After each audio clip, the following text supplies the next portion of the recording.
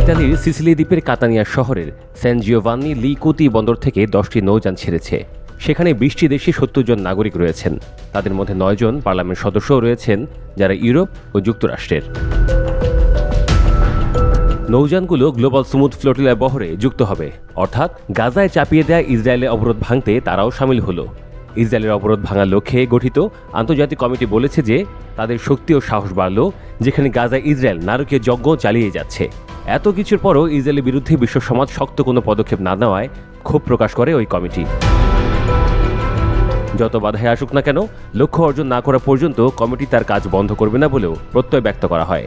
এদিকে আন্তর্জাতিক উদ্যোগ দ্য ফ্রিডম ফ্লোটিলা কোয়ালিশনের মিডিয়া ফ্লোটিলায় যোগ দিতে গাজার উদ্দেশ্যে আজ রোববার ইতালি যাওয়ার কথা রয়েছে বাংলাদেশি আলোকচিত্রী শহীদুল আলমের। প্রথম বাংলাদেশি হিসেবে তিনিই প্রথম আন্তর্জাতিক এই উদ্যোগে সামিল হচ্ছেন। গতকাল শনিবার রাজধানীর পান্থপথে ব্রিকপাট ভবনে এক সংবাদ সম্মেলনে এই তথ্য জানান তিনি। মিডিয়া ফ্লোটিলা হলো এমন এক নৌবহর যা গাজার উপর ইসরায়েলি অবরোধ ভাঙতে তথ্য ও সংবাদ মাধ্যমের মধ্য দিয়ে আন্তর্জাতিক মনোযোগ আকর্ষণ করার একটি প্রচেষ্টা। এই ফ্লোটিলা গাজায় ইনফরমেশন বা মিডিয়া ব্ল্যাকআউট বা তথ্যের গোপনীয়তা ভাঙার উদ্দেশ্যে কাজ করছে, যেখানে আছেন সাংবাদিক, মানবাধিকার কর্মী ও অধিকার কর্মীরা।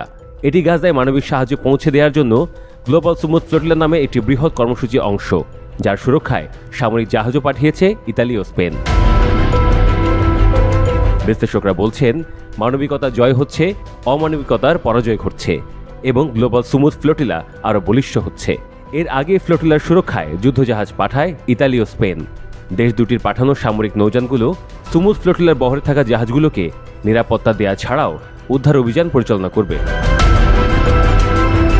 চলতি মাসের শুরুর দিকে স্পেনে বার্সেলোনা বন্দর থেকে গাজার উদ্দেশ্যে যাত্রা শুরু করে গ্লোবাল স্মুথ ফ্লোটিলা। ইসরায়েলি বাধায় সবশেষ 4টি মিশন পণ্ড হয়েছিল তাদের।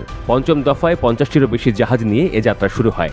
বহরে রয়েছেন সুইডিশ জলবায়ু কর্মী গ্রেটা থুনবার্গ সহ 45টি দেশের মানবাধিকার কর্মী। তাদের উদ্দেশ্য ইসরায়েলের অবরোধ ভেঙে দুর্ভিক্ষ পীড়িত গাজায় মানবিক সহায়তা পৌঁছে দেয়া। ইসরায়েল বলে আসছে তারা কোনোভাবেই এই নৌযানগুলোকে গাজায় পৌঁছতে দেবে না। দেশটির পররাষ্ট্র মন্ত্রণালয় একে জিহাদি ফ্লোটিলা বলে আখ্যা দিয়েছে এবং হামাসের সঙ্গে সংশ্লিষ্ট বলে দাবি করেছে। ইসরায়েলের জাতীয় নিরাপত্তা মন্ত্রী ইতামার বেন গাভির বলেন, এই মানবিক কর্মীদের সন্ত্রাসী ঘোষণা করা উচিত।